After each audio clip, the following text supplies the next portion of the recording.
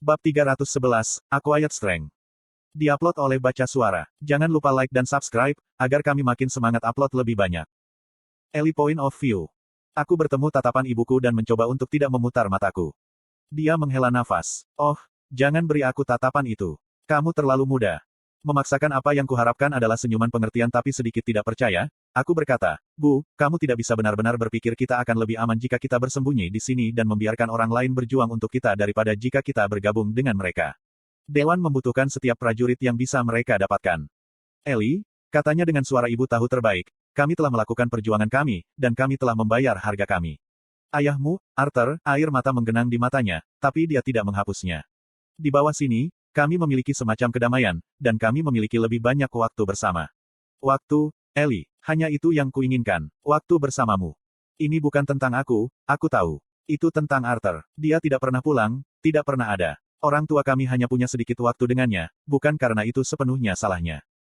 Dia tidak pernah meminta untuk terjebak di kerajaan elf selama bertahun-tahun, meskipun itu adalah pilihannya untuk melarikan diri dan menjadi seorang petualang segera setelah dia kembali. Sudah menjadi pilihannya untuk bergabung dengan akademi dan hidup sendiri, dan dia setuju untuk pergi dengan lelaki Winsome itu, menghilang lagi tepat ketika kita, keluarganya, sangat membutuhkannya. Ketika dia kembali dari tanah para dewa, dia menjadi Lance dan berperang. Lalu dia pergi. Hidup di sini hampir tidak ada kehidupan sama sekali, Bu. Rasanya seperti kita terjebak pada saat itu ketika pedang musuh ada di lehermu dan seluruh hidupmu berlalu begitu saja. Ibuku tersenyum sedih dan membuang muka. Kamu sudah menghabiskan terlalu banyak waktu dengan Tesia. Kata-kata Katin, sebenarnya, kataku, memeluk ibuku dan menyandarkan kepalaku di bahunya. Dia cukup puitis, bila kamu bisa membuatnya bicara. Kami tetap seperti itu untuk beberapa saat, tangan ibuku membelai rambutku. Ketika saya menarik diri, ada keraguan di pihaknya, seolah-olah dia tidak ingin melepaskan saya. Tapi kemudian, saya kira dia tidak. Ini hanya rapat dewan, Bu. Aku memberinya tatapan serius. Kamu juga harus pergi ke mereka. Ibuku menggelengkan kepalanya dan berjalan ke meja kecil tempat kami makan malam. Kemudian dia duduk di meja dan menggerakkan tangannya di atasnya, hampir seperti dia sedang membelai binatang. Saya pikir itu membuatnya merasa lebih normal untuk melakukan sesuatu sehari-hari seperti duduk di meja makan dan berdebat dengan putrinya. Aku hanya tidak mengerti mengapa mereka membutuhkanmu di sana, katanya, berputar kembali ke tempat pertengkaran kami dimulai. Tentunya Virion dan Byron dapat menangani pengambilan keputusan tanpa masukan dari seorang gadis berusia 13 tahun. Aku menahan napas, tahu aku sedang menginjak es tipis untuk membuatnya setuju. Seperti yang aku katakan, Tesia telah memintaku untuk ikut. Kurasa aku perlu berbicara dengan Putri Tesia tentang menghabiskan begitu banyak waktu denganmu. Aku membuka mulutku untuk memohon padanya untuk tidak mempermalukanku, tapi dia mengangkat tangan, memotongku. Aku hanya, kau tahu bagaimana perasaanku padanya. Bu, aku tahu Arthur mati untuk menyelamatkannya, bentakku, tinju terkepal. Aku sudah berkali-kali berdebat dengan diriku sendiri sehingga aku tidak tahan untuk bertengkar lagi dengannya. Tapi pernahkah kamu berpikir bahwa mungkin Arthur akan mati di hutan Elsire ketika dia berusia 4 tahun jika dia tidak bertemu dengannya dan Komandan Virion? Ekspresi kemarahan melintas di wajah ibuku sebelum bibirnya bergetar karena kesedihan. Kami saling menatap selama beberapa detik yang lama, keduanya tidak dapat membentuk kata-kata berikutnya, tetapi kebuntuan kami terganggu oleh dengusan dari Bu, yang memiliki tempat tidur di lantai bawah dari tempat perlindungan kecil kami yang berlantai 2. Tesia pasti ada di sini. Saya sedang pergi. Aku berbalik, menyeberangi ruang makan, dan menuruni tangga. Aku bisa merasakan mata ibuku terbakar di punggungku, dan rasa bersalah menggelegak di perutku karena membentaknya. Aku berhenti dan berbalik, masih bisa melihatnya melewati pagar. Maafkan aku, Bu, aku cinta kamu. Dia menarik napas dalam-dalam, tersenyum sedih, dan berkata, aku juga mencintaimu, El. Apa kau yakin tentang ini? Aku malu dengan suaraku sendiri yang terdengar pemalu dan kekanak-kanakan, tapi aku tidak bisa mengatasi kegugupanku. Mungkin ibu benar, pikirku. Tentu saja, kamu adalah Eleanor Lewin, jawab Tesia tegas. Kami berkelok-kelok melewati area pendudukan kota kecil kami menuju kompleks pusat besar yang mulai kami sebut sebagai balai kota. Orang tuamu adalah pahlawan, kakakmu adalah seorang jenderal, dan aku seorang putri. Bahkan jika mereka biasanya tidak mengizinkanmu menghadiri rapat dewan, kakek tidak akan mengusirmu jika aku memintamu. Aku menggigit bibirku agar tidak mengatakan hal lain, mengikuti Tesia dalam diam. Sejak pertarungan kami di tepi sungai, Tesia dan aku telah menghabiskan banyak waktu bersama. Saya tidak yakin bagaimana merasakannya pada awalnya, sebagian diriku masih ingin marah padanya, bahkan membencinya, tapi aku mulai mengerti mengapa Arthur mencintainya. Bukan hanya penampilan Tesia atau bagaimana dia begitu halus. Dia memiliki kekuatan yang tenang ini padanya yang tidak bisa saya gambarkan. Setiap kali kami melewati siapapun di jalanan, Tesia akan menatap mata mereka dan menyapa mereka dengan hangat, apakah mereka memandangnya seperti dia seorang putri atau pengkhianat. Dia memperlakukan mereka semua seperti mereka penting. Aku memperhatikan wajahnya dari sudut mataku, memperhatikan bagaimana dia selalu mengangkat dagunya, matanya ke depan. Dia adalah Andregal yang cantik. Penampilannya mungkin merupakan alasan lain mengapa Arthur jatuh cinta padanya, pikirku, mengusap pipiku dengan ujung jari, bertanya-tanya apakah ada yang mengira aku cantik. Kemudian seorang prajurit manusia melangkah ke jalan di depan kami, memaksa kami untuk berhenti. Pria itu memiliki bekas luka bakar yang mengerikan di seluruh wajahnya dan sampai ke garis rambutnya. Dia memelototi Tesia, lalu meludah ke tanah dan berjalan melewatinya. Meskipun Tesia bahkan tidak bergeming, kegugupanku kembali, menggelegak di perutku dan membuat detak jantungku berdebar. Kuharap aku bisa membawa Bu, kataku pelan. Tesia menyeringai. Tampil di rapat dewan dengan beruang raksasa mungkin membuat lebih banyak pernyataan daripada yang kita gambarkan hari ini, Ellie. Kami terdiam saat berjalan, dan aku memandang ke sekeliling kota bawah tanah untuk ke-100 kalinya. Bangunan-bangunan itu tampak seperti dibentuk dan bukannya dibangun, mengingatkanku pada rumah boneka tanah liat kecil yang diberikan Helsteas kepadaku saat aku masih kecil. Sebagian besar terbuat dari batu grey dan merah gua yang sama, dengan sorotan kayu membatu dan logam berwarna tembaga kusam. Setiap bangunan sedikit berbeda dari yang lain, dan semuanya indah.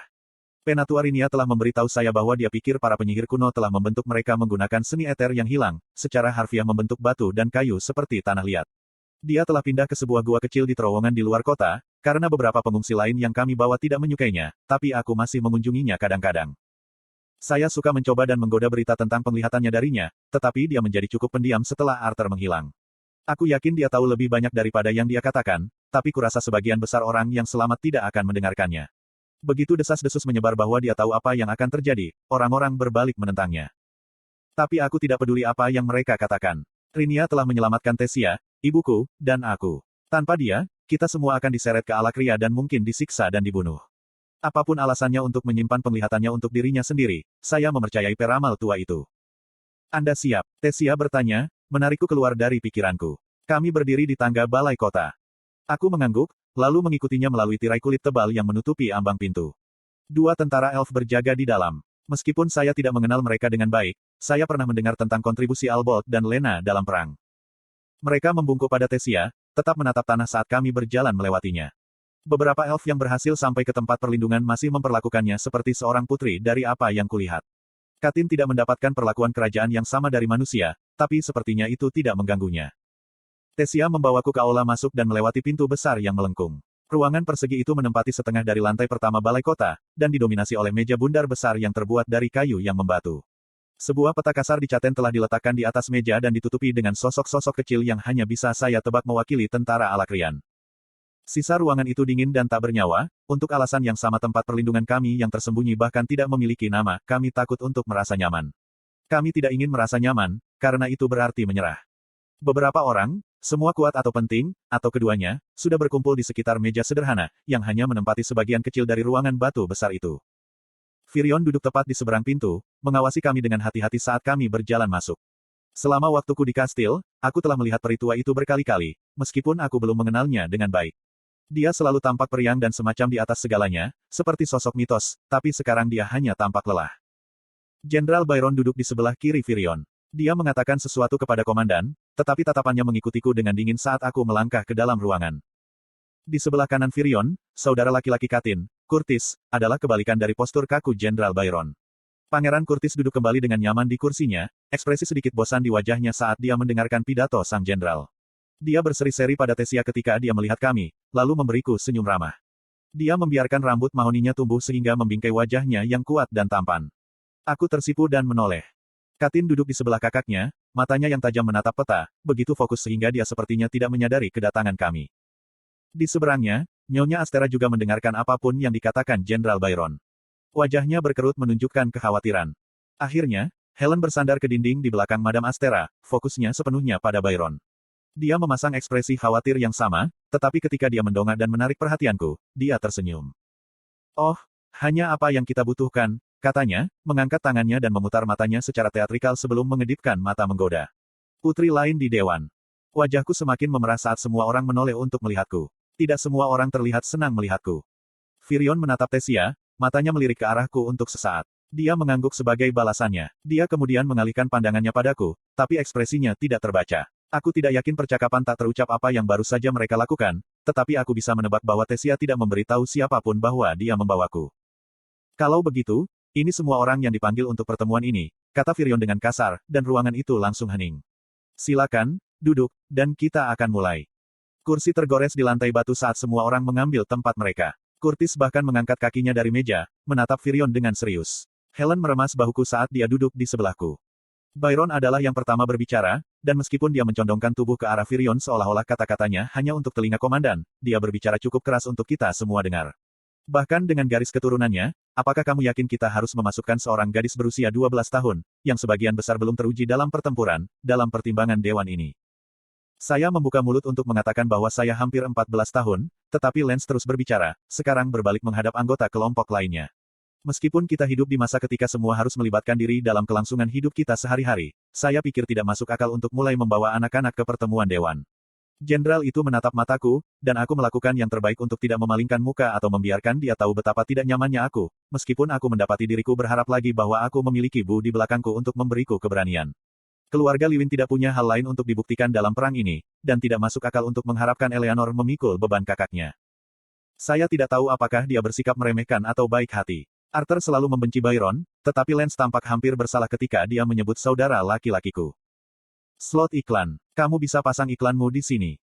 Ellie ada di sini atas permintaanku, kata Tesia tegas, tatapan dinginnya tak bergeming saat dia bertemu dengan mata tombak. Cukup, Firion, yang telah menutup matanya saat Byron berbicara, tiba-tiba membanting tangannya ke meja, membuatku melompat ke kursiku.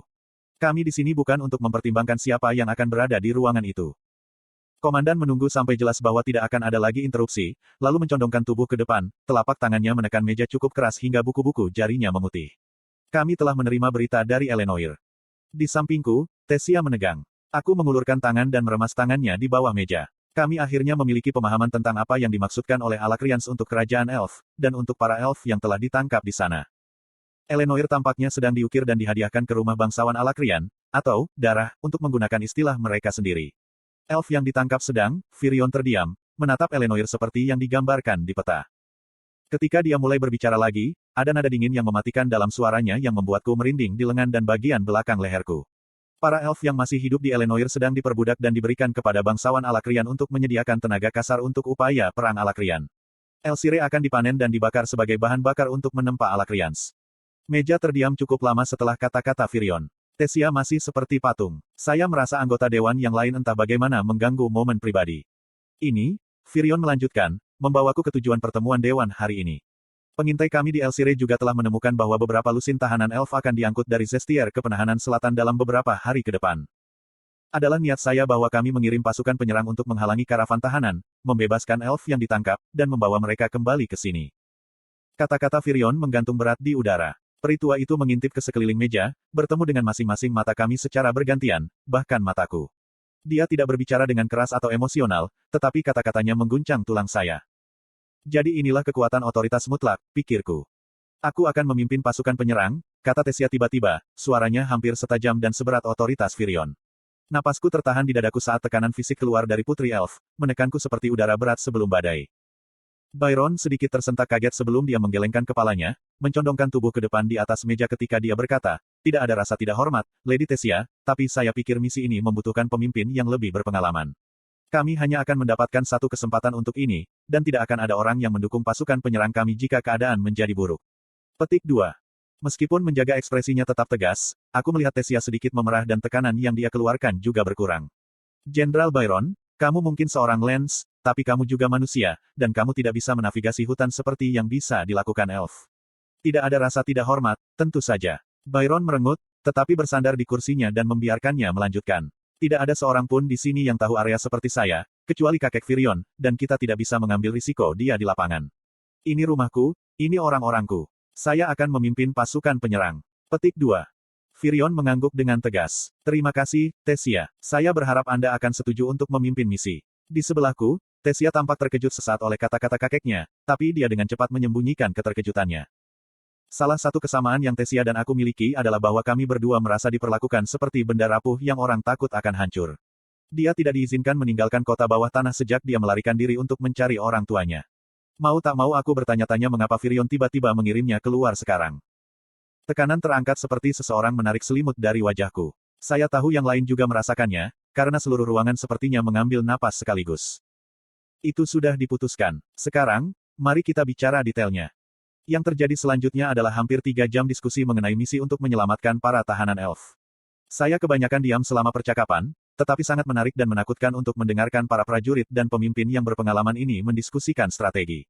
Saya membayangkan Arthur akan memiliki banyak hal untuk dikatakan jika dia ada di tempat saya.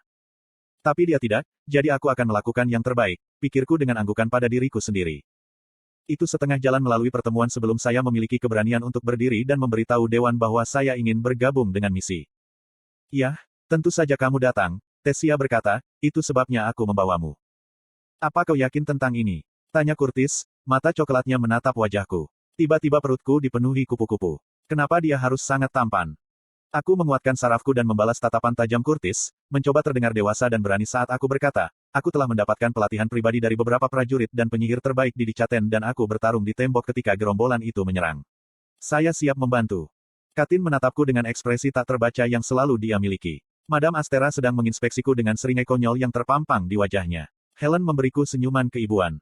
Virion hanya mengangguk, melihat, jika ada, bahkan lebih lelah daripada ketika pertemuan dimulai. Jadi begitulah. Tapi kamu memberitahu ibumu. Petik 2. Sisa pertemuan berlalu dengan cepat, sementara saya melakukan yang terbaik untuk mengikuti percakapan. Mereka memutuskan siapa yang akan menjadi bagian dari pasukan penyerang, Tesia, Katin, Curtis, Helen, dan sekitar selusin tentara pilihan lainnya, dan mulai merencanakan strategi jebakan untuk menangkap tentara Alakrian yang mengawal para tahanan yang lengah. Menjelang akhir pertemuan Dewan, Katin, yang hampir diam seperti saya, angkat bicara. Komandan Virion, mungkin saya melewatkan sesuatu, tetapi bahkan jika kita dapat menjalankan rencana ini dengan sempurna, saya tidak melihat bagaimana kita akan membawa banyak pengungsi ini kembali sekaligus. Virion bersandar, memandang Katin dengan kritis. Kami telah menyelidiki medali, mencoba memperluas potensi mereka, dan saya yakin kami telah menemukan. Virion terdiam, tidak seperti biasanya ragu-ragu. Ya, kami belum memverifikasi apapun, tetapi pada saat para tahanan dipindahkan, Anda akan memiliki cara untuk membawa mereka kembali. Aku berjanji. Ketika pertemuan selesai, saya berdiri dari meja untuk pergi, tetapi Virion melambai kembali. Eli, tolong bicara. Aku menatapnya, tidak yakin bagaimana harus menjawab. Apa yang dia inginkan dariku? Yang lain tampak sama-sama lengah. Jenderal Byron membeku di tengah jalan dari tempat duduknya dan melihat ke Virion, tetapi peritua itu hanya menanggapi dengan gelengan halus kepalanya, dan Byron berdiri dengan kaku dan menyibukkan diri dengan membantu Nyonya Astera keluar dari kursinya sendiri. Helen menepuk pundakku saat dia lewat, tersenyum padaku dengan bangga. Kita harus menyelidiki terowongan dan berburu tikus gua sebelum kamu pergi. Itu akan menjadi latihan yang bagus. Aku tersenyum gugup dan mengangguk. Mau aku menunggumu di luar? Tesia bertanya. Curtis berlama-lama di belakangnya tanpa disadari, seolah-olah dia ingin berbicara dengannya. Tidak, jawabku, terima kasih, aku akan baik-baik saja. Tidak yakin apakah saya harus duduk kembali atau tetap berdiri, saya bersandar dengan canggung ke meja, berpura-pura mempelajari peta Dicaten sementara anggota dewan lainnya berjalan perlahan keluar dari ruangan. Virion menunggu sampai kami sendirian. Dia membuka mulutnya seolah-olah akan mulai mengeluarkan perintah, tetapi kemudian dia menatapku, benar-benar menatapku, dan ekspresinya melunak. Kamu menangani dirimu sendiri dengan baik hari ini. Kakakmu akan bangga dengan wanita muda yang kuat sepertimu. Aku gelisah dengan canggung, tidak yakin harus berkata apa. Aku juga senang melihatmu dan Tesia bersama. Itu bagus, Anda tahu, memiliki seseorang yang mengerti apa yang Anda alami. Ketika saya masih tidak menjawab, dia terbatuk dan berkata, benar, terima kasih atas bantuan Anda dalam masalah ini. Ini agak sensitif, tetapi saya yakin Anda secara unik cocok untuk tugas itu. Petik 2. Dia menatapku dengan penuh harap, jadi aku berkata, ya, tentu saja. Apapun yang Anda butuhkan, Komandan Virion. Petik 2. Virion menghela nafas, dan itu seperti seseorang telah mengeluarkan udara darinya saat dia menyusut di kursinya. Aku ingin kamu pergi ke Rinia. Lihat apa yang dia katakan tentang misi kita. Tidak perlu halus, dia akan tahu mengapa Anda ada di sana. Petik 2.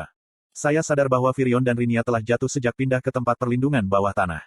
Dia telah memberitahuku, meskipun dia tidak secara spesifik tentang hal itu. Tentu saja. Apakah ada sesuatu yang spesifik yang Anda ingin saya tanyakan? Lihat saja apa yang dia katakan. Itu saja. Komandan memecatku dengan lambaian tangannya, mengalihkan pandangannya kembali ke peta taktis.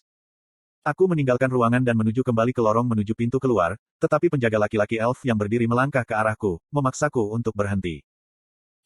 Ada yang bisa saya bantu? Tanyaku membela diri, meskipun aku tidak yakin mengapa dia membuatku gugup.